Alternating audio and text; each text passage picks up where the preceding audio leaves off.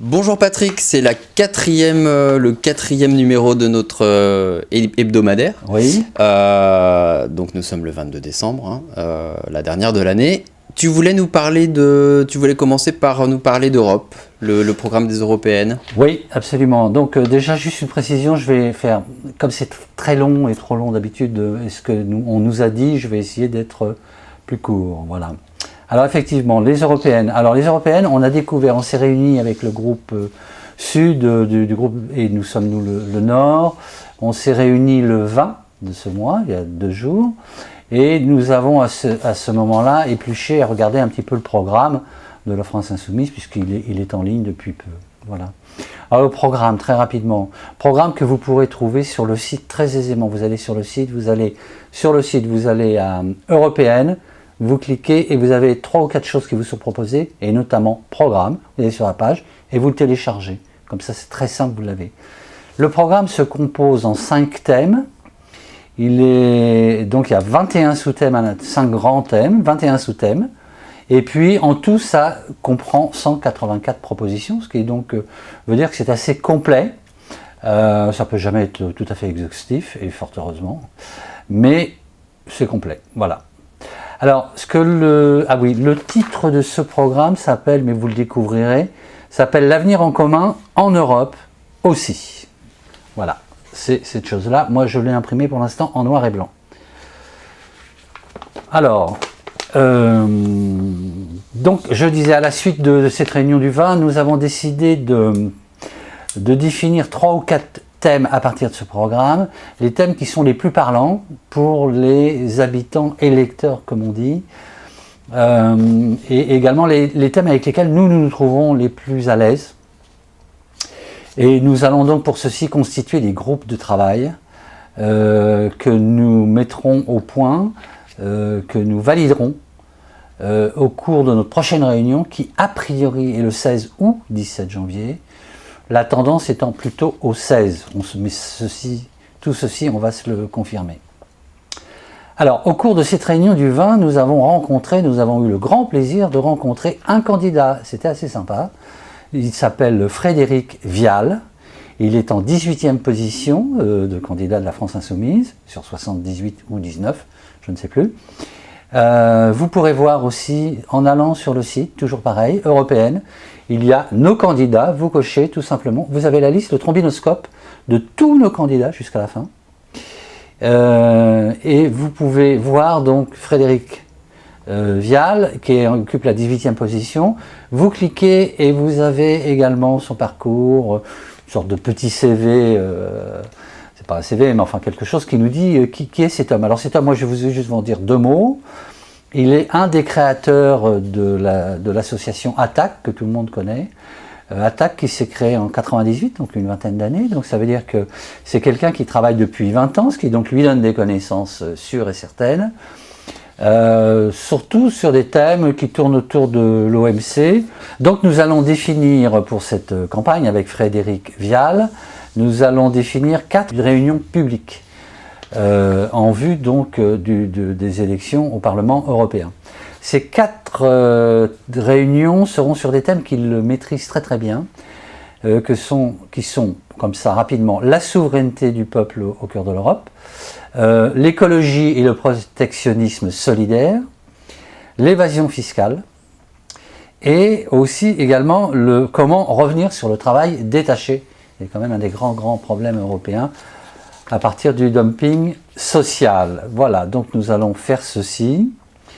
Bon, alors Patrick, est-ce que tu peux nous dire ce que le 15e Nord a fait pendant toute cette année 2018 ? Bien sûr. Alors, on a évidemment tracté sur des marchés, au métro, fait des collages, mais une des choses les plus importantes que nous ayons fait, c'est que nous avons participé à cette campagne du non au nucléaire en France. Ça a été une très belle aventure, c'était très intéressant. Ça nous a obligés tous, les uns et les autres, d'abord à bosser le sujet, parce que il faut aussi en savoir, sans être technicien ou ingénieur, il faut en savoir suffisamment pour pouvoir en parler avec les gens. C'est aussi un problème économique et écologique, donc c'est un vrai problème compliqué.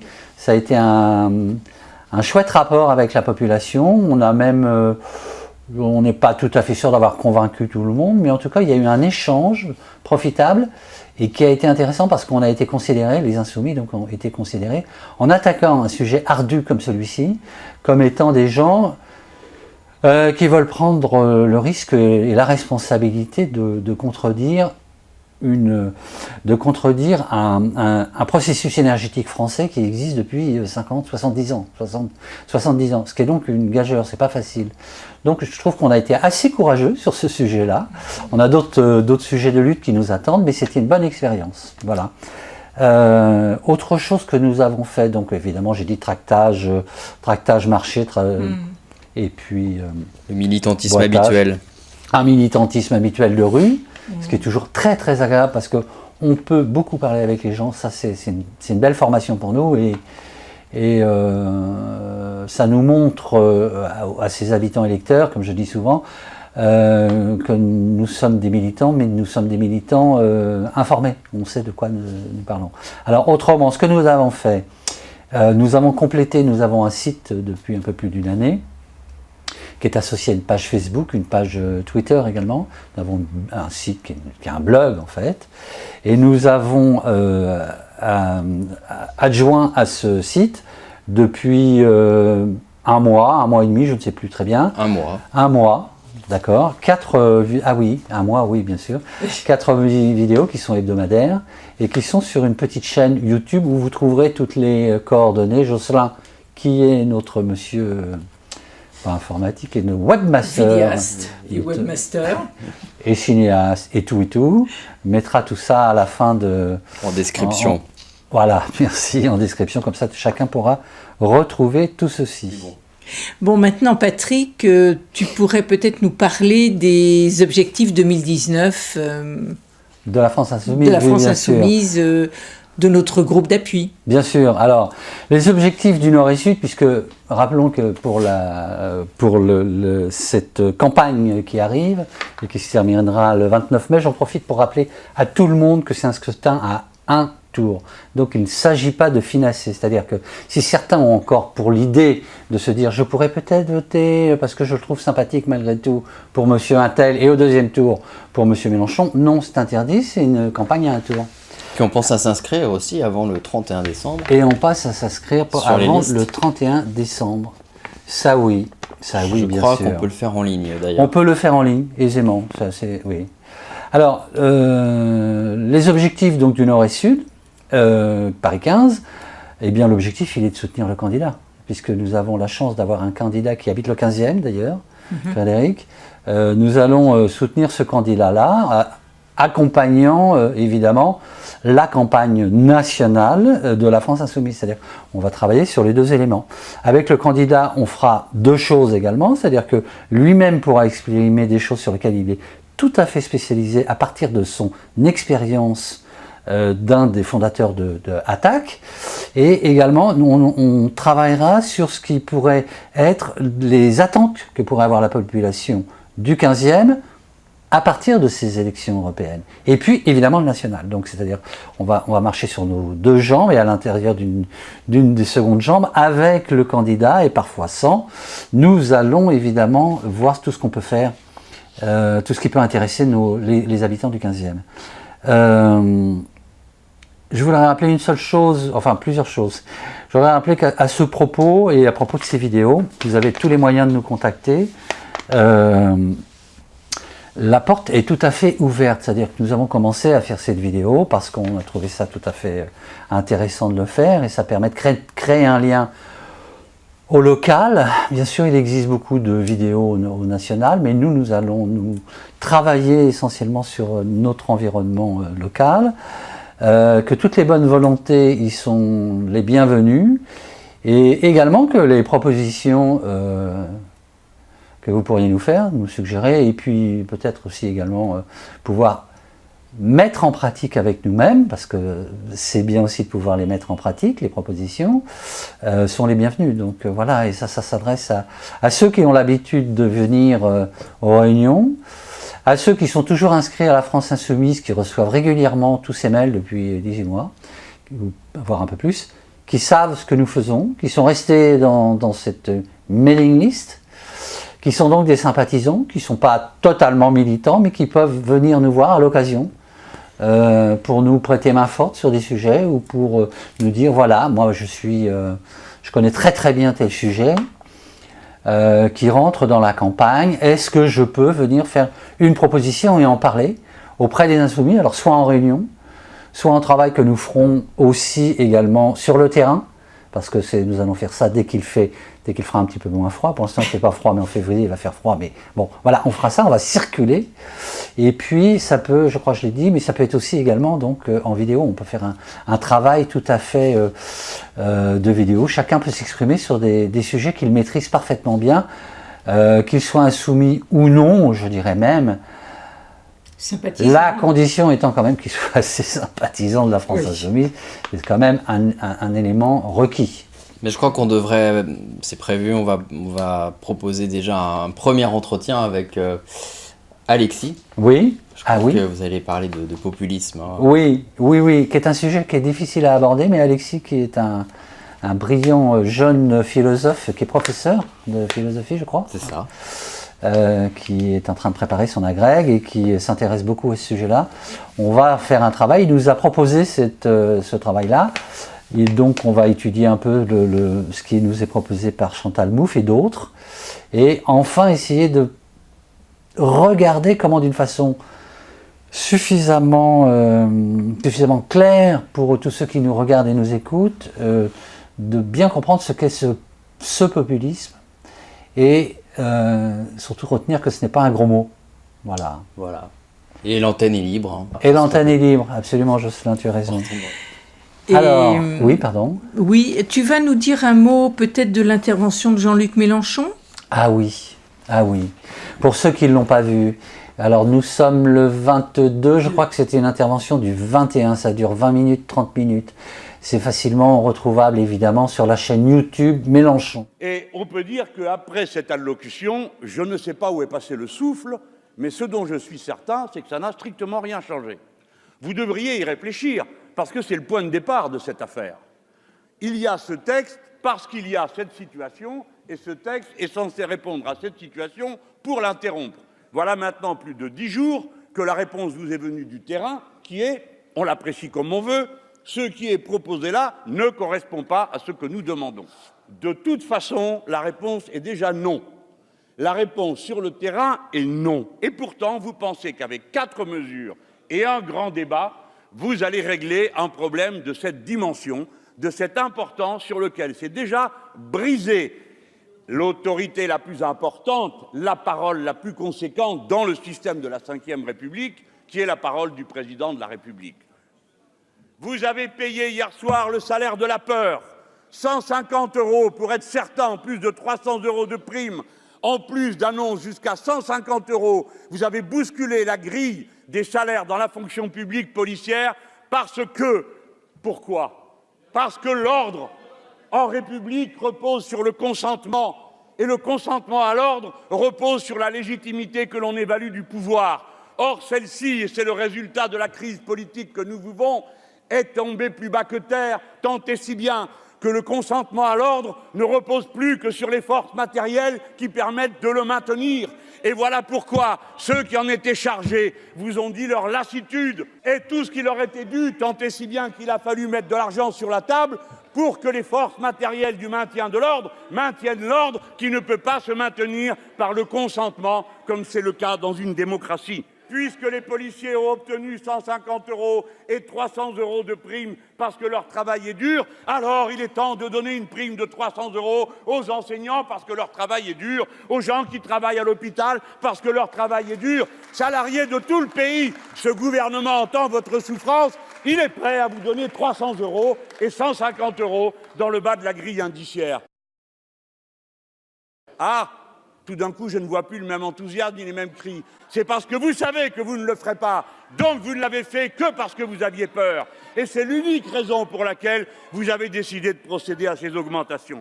Et c'est une de ces très très très belles interventions à l'Assemblée nationale qui, au moment où on vote cette loi petit bras sur le social de M. Macron, qui en fait n'est pas une loi sociale, mais qui est un espèce de rafistolage du budget et qui ne résout pas du tout les problèmes que mettent en avant tous ces gens qui sont sur les ronds-points et qui souffrent au quotidien, et qui sont très courageux, on le rappelle. Ils ont notre sympathie. Ils étaient nombreux aujourd'hui d'ailleurs dans les rues de Paris. Alors ça, c'est ce que j'ai vu. On a pu voir aussi des vidéos. On voit que malheureusement, certaines forces de l'ordre, enfin certains spécialisés dans les forces de l'ordre, cherchent le contact, cherchent à donner de façon à faire un peu de buzz sur certaines chaînes et de discréditer leurs mouvements, c'est-à-dire de les disqualifier comme ils ont l'habitude de le faire. Les Gilets jaunes résistent assez bien à ce genre de pression, ils s'en sortent plutôt bien.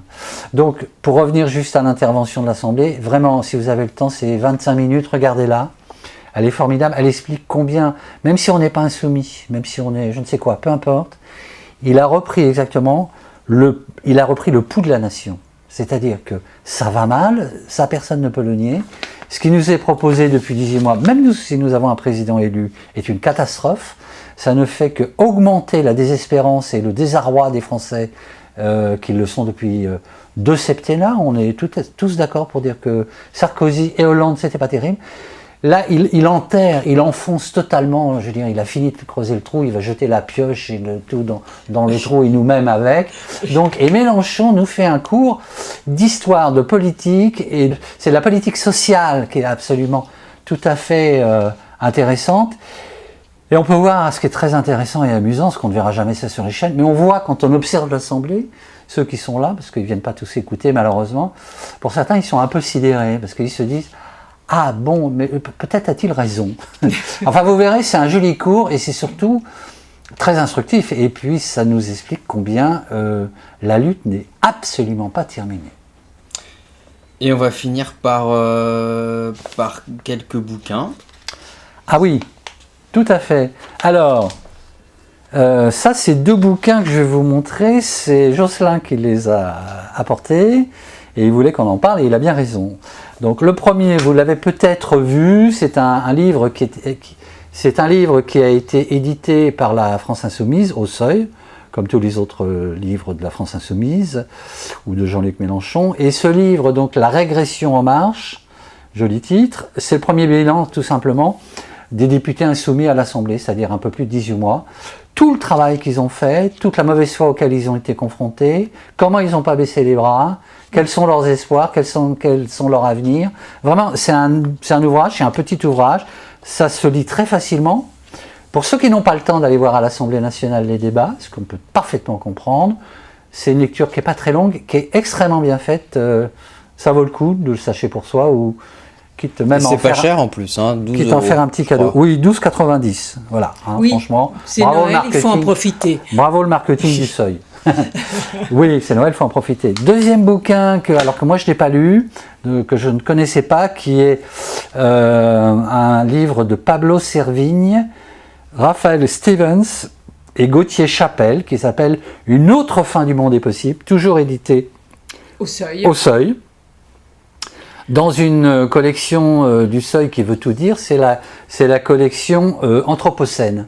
Je pense que chacun sait ce que ça signifie. C'est-à-dire, en fait, c'est donc cette étude de l'impact de l'homme ces dernières années, les impacts très très importants sur notre environnement. Donc ce livre-là, qui a pour sous-titre « Vivre l'effondrement et pas seulement y survivre », est un ouvrage qui pose un constat extrêmement difficile, extrêmement dur, sans aucune complaisance, mais qui suggère des propositions. J'ai pris une petite note, comme je n'ai pas lu le livre, je suis obligé de me référer aux notes que Jocelyn t'a données. Aux notes que Jocelyn m'a données, et j'avais noté quelque chose.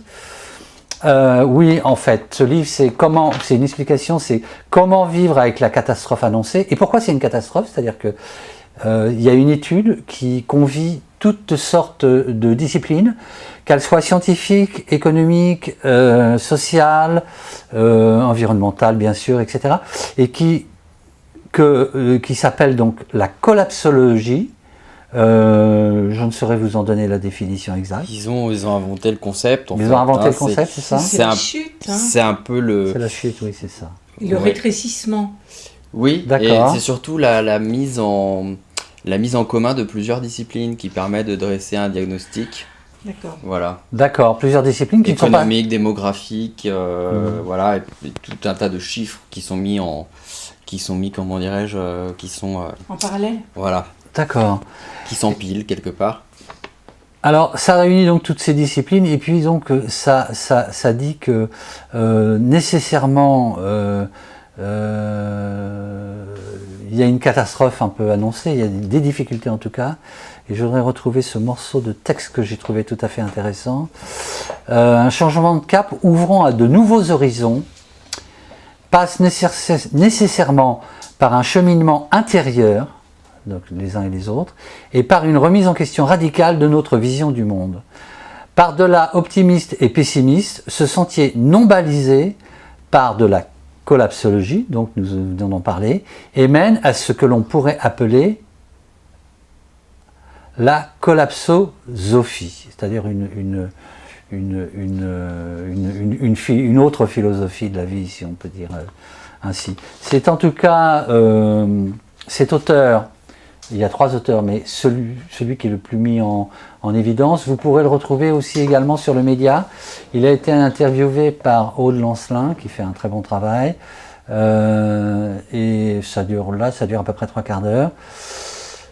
C'est un peu difficile, parce que les annonces qui sont proposées sont difficiles, mais en même temps, c'est un Ça peut travail... refroidir, mais Ça peut il y refroidir. a mais- différentes réactions d'ailleurs qui définissent dans le livre.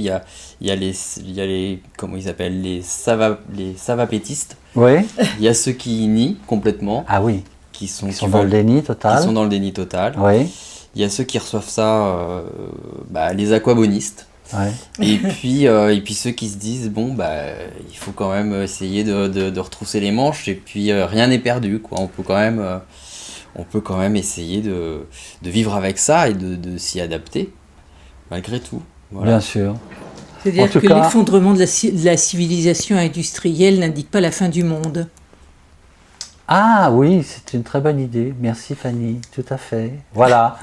En tout cas, donc un livre à lire parmi tant d'autres, ou à offrir, évidemment. Voilà. Donc j'ai rempli ma fonction, Jocelyn, tu as bien fait. Merci. Ces 2 livres-là sont très intéressants. On prendra d'ailleurs l'habitude de temps à autre, à partir d'un sujet précis, sauf que lorsqu'on sera uniquement que sur l'actualité, mais non, sur un sujet précis, à vous proposer une petite revue de presse, enfin, ou de quelques propositions de quelques livres à lire de différents niveaux de difficulté. Voilà. Bon, et bien merci Patrick. Merci. Qu'est-ce qu'on dit à nos auditeurs, nos téléspectateurs, on leur souhaite de bonnes fêtes de fin d'année. Bah oui, on va leur souhaiter de bonnes fêtes de fin d'année. Alors ne vous précipitez pas sur foie gras, vous savez que c'est pas très bien. Hein, il y a tout ce genre de choses, mais ça, je crois que vous l'avez entendu. Bon, pour ceux qui ont oublié, si vous en avez, tant pis, mangez-le, mais franchement, bon. Alors, très bonne fête à tous. En dehors du foie gras, surtout n'oubliez pas les petits pouces, 1 ou 2, mais je fais à chaque fois cette plaisanterie, mais au moins 1, ça serait sympathique. Et puis donc on revient vers vous assez On peut rapidement. s'abonner aussi. Et on peut s'abonner, absolument. On Qui peut est un bon s'abonner. cadeau de fin d'année, et en plus Et gratuit. c'est gratuit. Oui, enfin en tout cas, oui, c'est un beau cadeau. C'est-à-dire que bon, on peut diffuser l'information, quoi, tout simplement. Absolument. Voilà. Eh bien, écoutez, merci à vous deux, et puis à À l'année bientôt. à l'année prochaine.